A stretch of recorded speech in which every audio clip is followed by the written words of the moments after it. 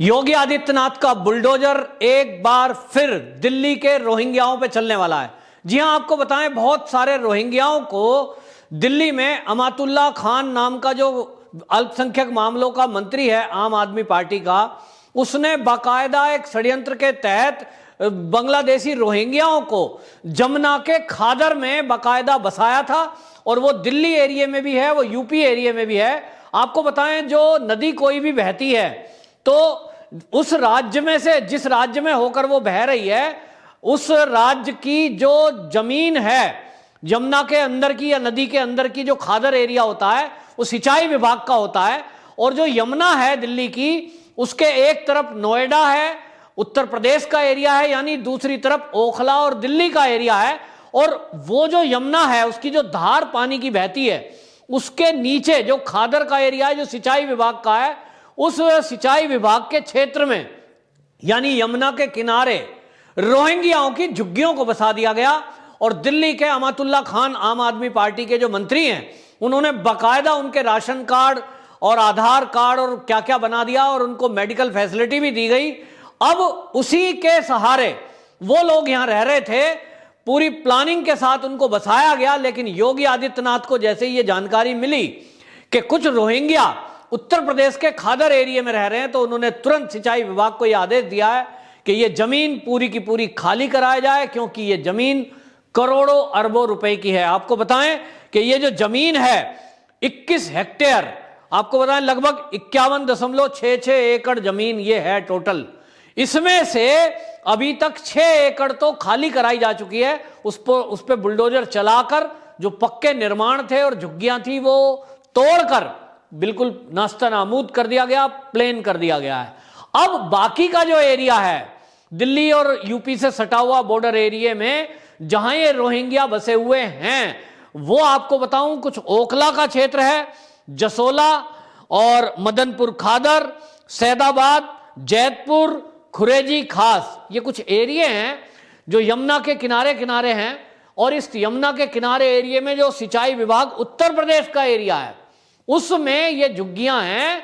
इनको फैसिलिटी दे रहे हैं दिल्ली के अल्पसंख्यक मामलों के मंत्री अमातुल्ला खान, और इनकी सह पर ये सब रोहिंग्या बसे हुए हैं। लेकिन अब इनको योगी जी का बुलडोजर बख्शने वाला नहीं है, क्योंकि योगी जी ने ऑलरेडी आदेश दे चुके हैं कि ये जितनी भी झुग्गियां हैं सिंचाई विभाग इनको तुरंत खाली कराए। और आपको बताऊं, उत्तर प्रदेश में रोहिंग्या जहां जहां भी रह रहे थे उन सबको भगाने का काम, या तो उनको जेल में पकड़ा गया या तो उनको पकड़ करके और बांग्लादेश की सीमा में छोड़ने का जो इंतजाम, उसके पहले डिटेंशन सेंटर में डालने का काम, ये सब योगी की पुलिस कार्रवाई कर चुकी है। आपको बताऊं, गाजियाबाद जिला जो कि काफी फेमस है और दिल्ली के बॉर्डर से लगा हुआ है, वहां भी आपको बताऊं कि जो दिल्ली की सीमा है, ऐसा एरिया है ईस्ट दिल्ली में, सीमापुरी है, यमुना पार का एरिया है, वहां साहिबाबाद क्षेत्र लगता है।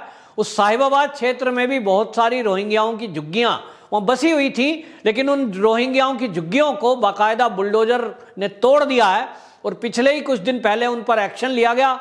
इक्का दुक्का झुग्गियां वहां अभी भी हैं जो प्रशासन को नजरअंदाज करते हुए वहां बसी हुई हैं, लेकिन जल्दी उनको भी हटाया जाएगा ऐसी उम्मीद की जा रही है। लेकिन सैकड़ों की संख्या में जो झुग्गियां थी वो सब प्रशासन ने हटा दी हैं, और जिससे आपको बताऊं स्थानीय लोगों ने भी राहत की सांस ली है।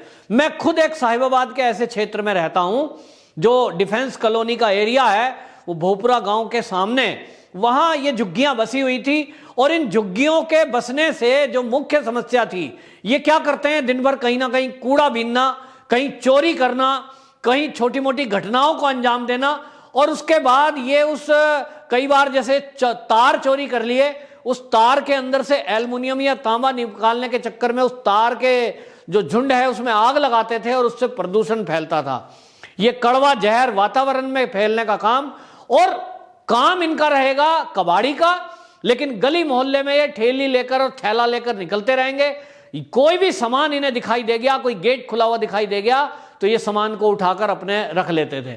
इसी तरह छुटपुट चोरी ये कॉलोनी में आए दिन का काम हो गया था। और इनके जो जवान लड़के हैं, बड़े लड़के हो गए, छोटे तो छोटे, बड़े भी, और स्त्रियां भी इस काम को करती हैं कि दिन में एरिया की रैकी कर दी। और बहुत सारी औरतें इसमें हिंदू बनकर नकली वेश धारण करके, बिंदी लगाया और साड़ी पहन ली, और हिंदी इनको यहां रहते हुए आ गई है, घरों में काम करने का काम कर दिया इन्होंने। ये सफाई वाली बनके, बर्तन मांजने वाली बनके घरों में जाना शुरू करना और रेकी करना। घर का पता होता है कब घर में आदमी रहते हैं, कब नहीं रहते, इनके घर में क्या स्थिति है, आर्थिक स्थिति कैसी होगी, और उसके बाद ये अपने आदमियों को सूचना को देती हैं, और उस सूचना के आधार पर आए दिन हमारी कॉलोनी में जो चोरियां होती थी वो इसी के कारण से होती थी। आए दिन यहाँ लड़ाई झगड़ा, छुटपुट चोरियां ये सब होती थी, और जब पुलिस को ये कंप्लेंट करो तो कोई पता ठिकाना इन लोगों का नहीं है, आज यहां कल कहीं। लेकिन पूरा सुनियोजित तरीके से कबाड़ी का काम ये चल रहा है। बड़े बड़े ट्रक, मेटाडोर आती है, कबाड़ को रख के ले जाती है, लेकिन उन कबाड़ के अंदर कई बार चोरी का सामान भी छुपा करके और ये एक जगह से दूसरी जगह ले जाते हैं। बहुत सुनियोजित तरीके से इनको वो कबाड़ी का काम करवाया जाता है, क्योंकि कबाड़ी का काम लेकर एक चेन से ऊपर तक जितने लोग हैं, इनको कुछ मुसलमान सपोर्ट करते हैं, बांग्लादेशी, रोहिंग्या, उनके बच्चे, उनकी पत्नियां, ये दिन भर कबाड़ा बटोरने का काम करेंगे और फिर उस कबाड़े को बेचने का काम भी यही लोग करेंगे। लेकिन जो होलसेलर है, वो होलसेलर कोई ना कोई किसी शहर का एक बड़ा कबाड़ी होगा, जो मुसलमान धर्म होने के कारण इनका पूरा सहयोग करता है, और कैश में पेमेंट इनके पास होती है। कैश ट्रांजैक्शन के कारण इनको यह पता लगाना मुश्किल है कि ये क्या क्या चोरी का सामान बेच रहे हैं और कितनी आमदनी इससे हो रही है। और ये सारा खेल चलता है, फिर कहीं ना कहीं क्षेत्र की मस्जिदें इनको सपोर्ट करती हैं, और मदरसों में इनके बच्चों को फ्री पढ़ाने की सुविधा दी जाती है। करना केवल इनको इतना है कि जब मौका आएगा तो देश के विरोध में खड़ा होना है। जैसे सीए के विरोध के टाइम हमने देखा, तो ये बांग्लादेशी हमने देखे, मैंने अपनी खुद कॉलोनी से देखे कि दिल्ली की जामा मस्जिद पर पहुंचने का आह्वान किया गया था, तो इन झुग्गियों से ये लोग भर भर के गए थे। इनको गाड़ियां लेने आई थी, कुछ अपनी गाड़ियों से गए थे, और यहां आकर के ये इस तरह का काम करते हैं, और ये देश विरोधी गतिविधियों में लिप्त रहते हैं। और सीए के विरोध के समय में जो धरने प्रदर्शन चले थे और जो लूट और आगाजनी ईस्ट दिल्ली में हुई थी, उसमें बड़ी भारी संख्या में इन लोगों ने भाग लिया था। तो ये एक टूल की तरह काम लिए जाते हैं, और चुनाव में इनका इस्तेमाल किया जाता है कांग्रेस के द्वारा या विपक्षी दल जितने भी हैं, जैसे कि आम आदमी पार्टी इनको सुविधा दे रही है। आखिरकार उनकी मंशा क्या है? वो यही चाहते हैं कि मौका पड़े तो हम कहें, देखो जी, हमने तुम्हें वोटर कार्ड बनाया, हमने तुम्हें सुविधा दी, हमने तुम्हें राशन दिया, अब तुम हमें वोट दो। और ये देते भी हैं। आप इन झुग्गियों में कभी चले जाइए, जो राशन पानी सारा है ये फर्जी राशन कार्ड, फर्जी आधार कार्ड के जरिए उसको प्राप्त करते हैं। ये कई जगह साजिशन इनको फर्जी आधार कार्ड तक बना दिए गए हैं। लेकिन अब जब से बायोमेट्रिक पहचान होने लगी है कि राशन तभी मिलेगा, बायोमेट्रिक पहचान होगी, तो केवल वो असली जो कार्ड धारक हैं उन्हीं को राशन मिल रहा है।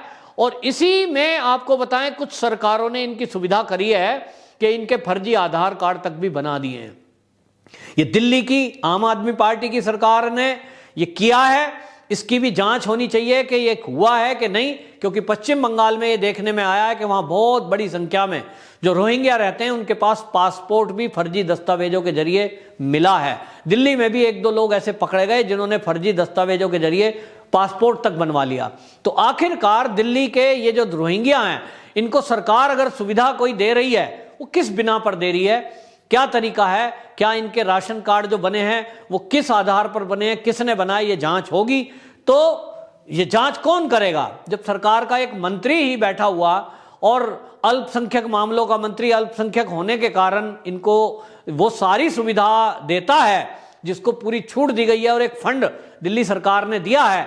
लेकिन अब योगी जी हैं तो उत्तर प्रदेश में इनकी दाल नहीं गलने देंगे, और उत्तर प्रदेश में तो कम से कम जो बॉर्डर एरिया हैं उनको योगी जी ने तय कर दिया है कि बिल्कुल क्लीन करना है। और ये रोहिंग्याओं के लिए सीधा सीधा निर्देश है, उनको संदेश है कि आप उत्तर प्रदेश छोड़कर जितना जल्दी हो कहीं चले जाओ, लेकिन उत्तर प्रदेश में आपके लिए जगह नहीं है। आपको जाना है दिल्ली जाओ, जहां फ्री की बिजली है, फ्री का पानी है, फ्री की दवाइयां हैं। और आपको बताएं, इसमें आप देखिए अस्पताल में दिल्ली के आप सरकारी अस्पताल में जाइए, आपको आधार कार्ड देना पड़ेगा, रेफर केस लाना पड़ेगा। और पिछले दिनों तो केजरीवाल जी ने घोषणा कर दी थी कि उत्तर प्रदेश के आए हुए लोगों को हम दवाई नहीं देंगे। लेकिन दूसरी तरफ जो मोहल्ला क्लिनिक खिले हुए हैं, उन मोहल्ला क्लिनिक में आपको कुछ नहीं देना, जाइए पर्ची बनाइए, दवाई ले आइए। तो ये सबसे ज्यादा सुविधाएं ये रोहिंग्या लोग उठा रहे हैं। इसको रोकने का क्या तरीका है? और एक ही तरीका है, सीए लागू करके इन सबको बाहर भगाया जाए। इस देश में जो हमारी जनसंख्या है वो पहले ही 130 करोड़ से ऊपर हो गई है और बोझ हमारा देश नहीं सह सकता। लेकिन हमने ये भी देखा है कि जैसे ही बांग्लादेशी रोहिंग्याओं के खिलाफ कोई कार्रवाई केंद्र सरकार करने की बात करती है तो कांग्रेस उनके पक्ष में खड़ी हो जाती है, टीएमसी पक्ष में खड़ी हो जाती है, आम आदमी पार्टी पक्ष में खड़ी हो जाती है, मुलायम सिंह यादव की समाजवादी पार्टी पक्ष में खड़ी हो जाती है और ओवैसी जैसे लोग खड़े होकर के बोलने लगते हैं कि सीए का हम विरोध करेंगे। और इसीलिए आप देखिए, बेशर्मी देखिए इन नेताओं की कि खुलेआम चुनावी सभाओं में भी ये इस कार्ड को खेलने से बाज नहीं आते। सरेआम मंचों से कहते हैं कि हमारी सरकार आई तो हम सीए लागू नहीं होने देंगे। यानी टीएमसी और कांग्रेस इन रोहिंग्याओं को वोट बैंक की तरह इस्तेमाल कर रही है और वो ये देश में कह देना चाह रही है कि सीए लागू नहीं करेंगे। मतलब जो बांग्लादेश और पाकिस्तान, अफगानिस्तान के सिख, जैन और हिंदू हैं, उनको इस देश में नहीं आने देंगे, ऐसा पूरी कांग्रेस या टीएमसी कह रही है। तो एक तरफ जब वो जनेऊधारी हिंदू बनते हैं, राहुल गांधी और प्रियंका गांधी, और टीएमसी की ममता बनर्जी चंडी पाठ करती है, तो वो कैसी हिंदू है जरा ये बताए कि वो हिंदुओं का, जैन का, सिखों का आने का विरोध कर रही है। सीए लागू होने से आखिरकार उन्हीं की नागरिकता उन लोगों को नहीं मिलेगी जो बांग्लादेश से यहां पहले ही आ चुके हैं, अफगानिस्तान से पहले ही आ चुके हैं और पाकिस्तान से आ चुके हैं, और वो डेडलाइन 2014 की है। तो ये बहुत बड़ा एक घपला घोटाला है। इन लोगों का दोगला चेहरा है। ये दोगले चेहरे इनके लोगों को पहचानने चाहिए, लेकिन लोग चुनाव के टाइम अक्सर इन नेताओं की असली करतूत भूल जाते हैं, जो हमें याद रखनी चाहिए। एक ही सीधी सीधी बात करने वाला नेता है और वो है योगी आदित्यनाथ, जिन्होंने तय कर दिया है कि उत्तर प्रदेश में कोई घुसपैठिया, कोई बदतमीजी, कोई अपराध बिल्कुल चलेगा नहीं। और जिन्होंने भी कोई सरकार की संपत्ति पे कब्जा कर रखा है उसके लिए बाकायदा उन्होंने ऑपरेशन नेस्ता नाबूद चलाया हुआ है और इसका एक पोर्टल बनाया हुआ है। उसमें कोई भी जानकारी डालता है उस पर सरकार कार्रवाई अवश्य करती है। योगी जी उसकी रिपोर्ट लेते हैं। तो बहुत ही जल्दी ये जो एरिया है खादर का और जो सिंचाई विभाग की जमीन है, ये खाली होने वाला है और रोहिंग्याओं को नेस्तनाबूद करने के लिए योगी जी का बुलडोजर वहां पहुंचने वाला है। वंदे मातरम।